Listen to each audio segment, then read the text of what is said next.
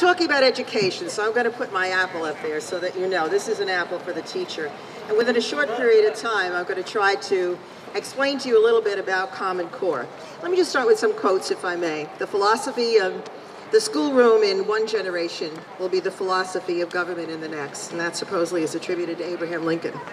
The second one is my favorite Bible verse: those who hope in the Lord will renew their strength. They will soar on wings like eagles. They will run and not grow weary. They will walk and not faint. That's Isaiah 40:31. And the reason why I like that so much is because I continuously face the same challenges. And what I'm going to talk about today, I spent 2 years of my life defeating back in the early 1990s. Same thing. And then the last one is what has been is what will be. And what has been done is what will be done. And there is nothing new under the sun. That's from Ecclesiastes 1:9.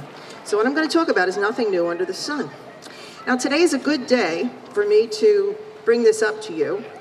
Kind of a heavy book, but I did bring it along because I think it has significance. It's Webster's 1828 dictionary.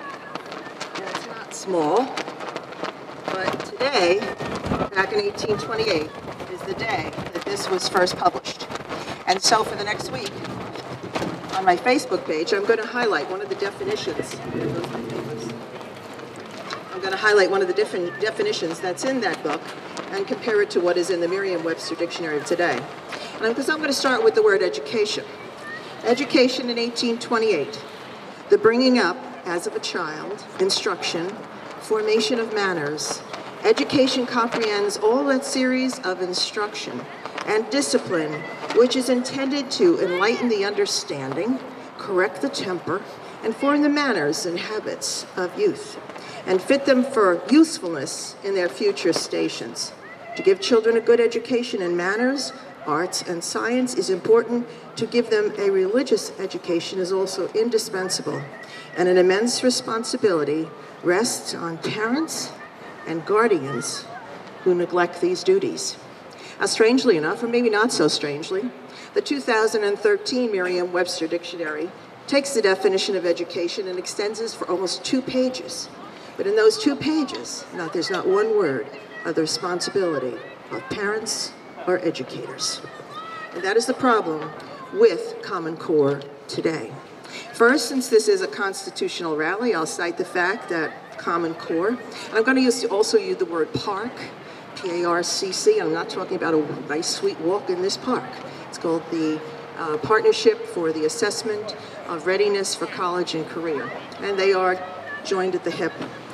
Number 1, Common Core violates 3 federal laws and the United States Constitution. Particularly, the constitutional argument is pretty clear.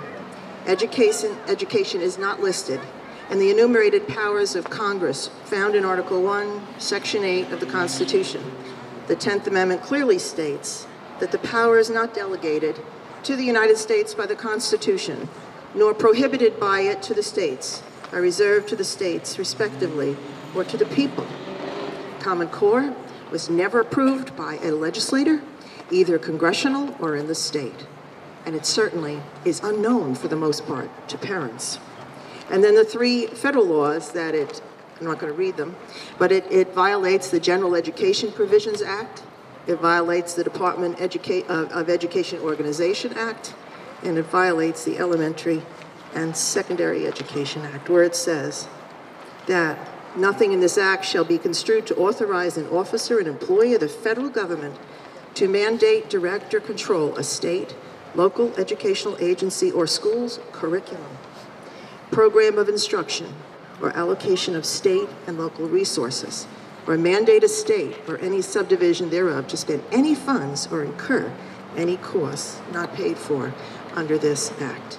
The Elementary, Secondary, and Education Act is now the No Child Left Behind Act. We have Race to the Top. We had School to Work. As I go back and I say that I've done this before, it was a 19-page, single-space, typewritten letter that was written by a man you probably don't know, Mark Tucker. Mark Tucker wrote it to Bill and Hillary Clinton on the eve of their election.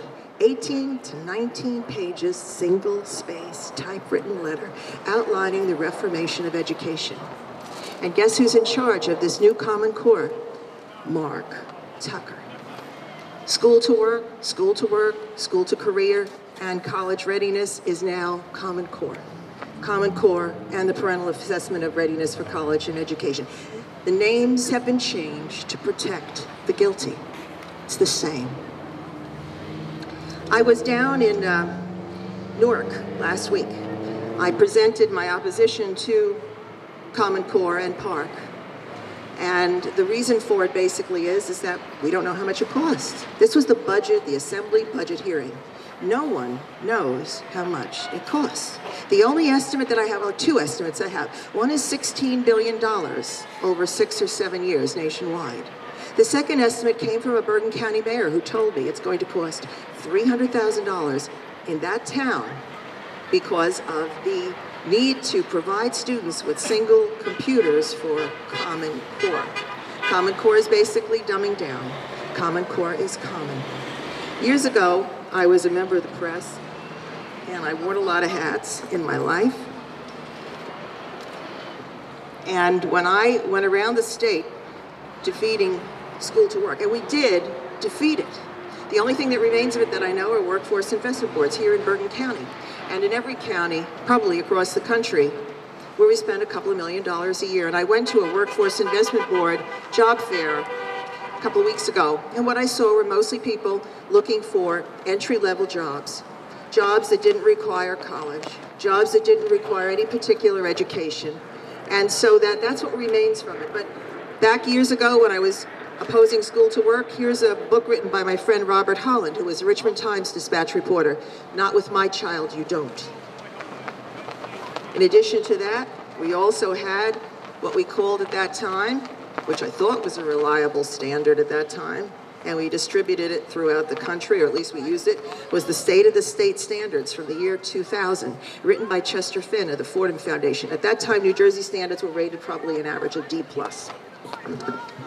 Part of this particular booklet that was written by Chester Finn included a woman by the name of Sandra Stotsky.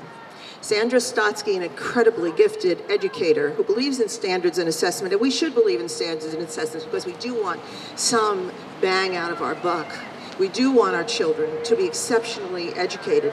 And Sandra Stotsky had written the English language standards for the state of Massachusetts that were rated A+, an incredibly wonderful, wonderfully gifted woman. And today, she has parted from Chester Finn, who is getting a lot of federal funds to promote Common Core. She has parted from him and it has said that she cannot possibly approve Common Core. Now, Nora has some articles for you. Eagle Forum education reporter, Nora's, there she is. She has some left. We have 3 articles about Common Core, and I'll probably have them at a Tuesday meeting. I'll have some more. And it gives Sandra Stotsky's reason why she opposes Common Core. Another, I would call her, formerly I used to call her an educrat. When I attended the National Governors Summit as a member of the press, I interviewed all the governors. I interviewed Sandra Stotsky and Diane Ravitch and Mark Tucker, and they were all on board at that time for school to work, which is today Common Core. And today, Diane Ravitch, another notable educator, is very much opposed to Common Core because, A, there has not been one single field test. There has been no cost estimate, and there has been no public information available. What we did with School to Work is we had throughout the state, we had state hearings on it. In addition to going down to Newark last week, and by the way, when I was down at Newark testifying against this, as a result of that, I know that one of the legislators has approached Secretary of Education Commissioner Cerf to provide us with how much it's going to cost us as taxpayers to implement. And I was applauded by the Newark parents that were there, because they do want exceptional education for their children. They have been overly tested. The standards and assessments that are aligned with Common Core supposedly will take up to 2 weeks, if not more, of testing.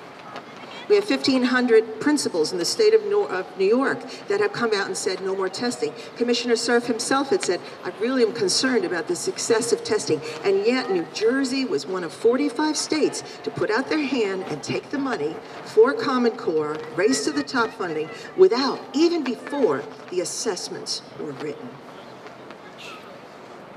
We're hoping to have a bill introduced. I have gone to several different legislators in the state. I've given them the bill from from Alabama and from Ohio, and I've asked them to introduce a bill here in the state of New Jersey.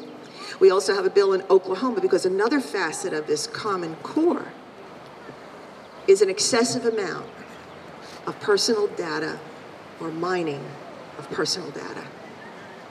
So that they even have some, I think Glenn Beck has been doing it, I haven't seen it, but I've heard about it, some extraordinary procedures to watch these children put things on their wrists to see how they react to the testing. Sometimes I'm wondering about the $3 billion for brain research that President Obama has introduced. Has this anything to do with it? But anyway, going back to the Newark event last week, the NJEA vice president spoke, gave a very nice speech. And afterward, I went up to him and I said, by the way, when we opposed school to work 10, 12 years ago, whatever it was, I said, I stood toe-to-toe next to Joyce Powell, who was the NJEA president at the time, opposing school to work. Would you join with us again to oppose Common Core? He said, we're on the same page, and we're talking next week. So as you can see, this is not a partisan argument. There are all kinds of people who are putting up their hands saying, not with my child, you don't. Or not with my students, you don't. Or not with my teachers, you don't. Or not with my taxpayers, you don't. However, there are the same players. You have the Chamber of Commerce that want this, because this is really, and they won't use this word anymore, this is for a managed economy to train children for jobs that the government ordains as necessary. Unfortunately, it's a welfare model. It's a welfare model because 10 years from now, when those kids are trained for a particular job, that particular industry may have evaporated. The lobbyist for the New Jersey AFL-CIO spoke with me a while ago, and he said, I'm very proud of the liberal education that I had. He said, and that enabled me to apply for many different jobs. But if you curtail me to teaching to the test, I am not going to be able to apply for many different jobs. The players are many. But we need to speak out. We have a petition letter that's beginning to circulate, to send, to go to local boards of education and say, we don't like Common Core. We don't like PARC.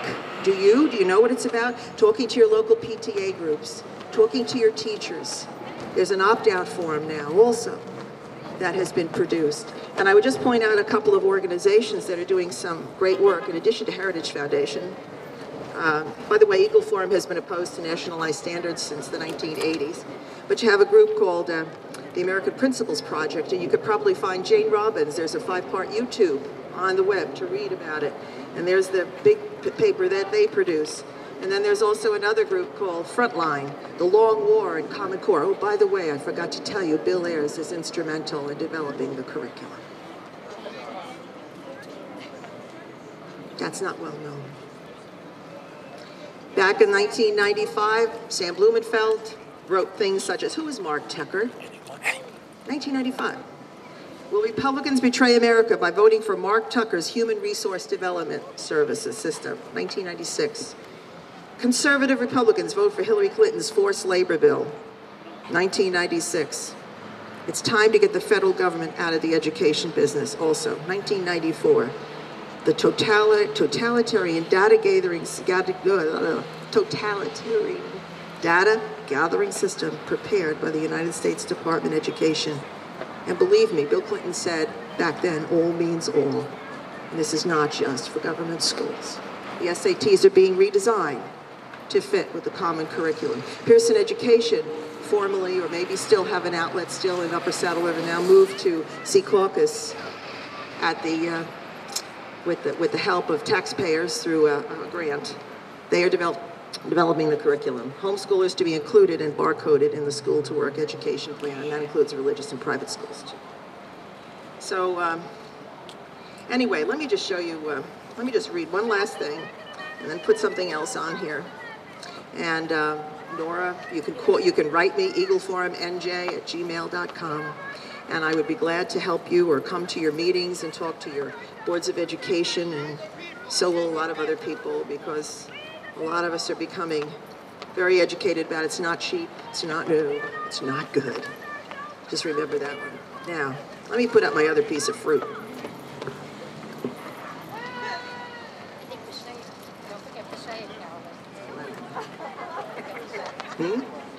It's a lemon.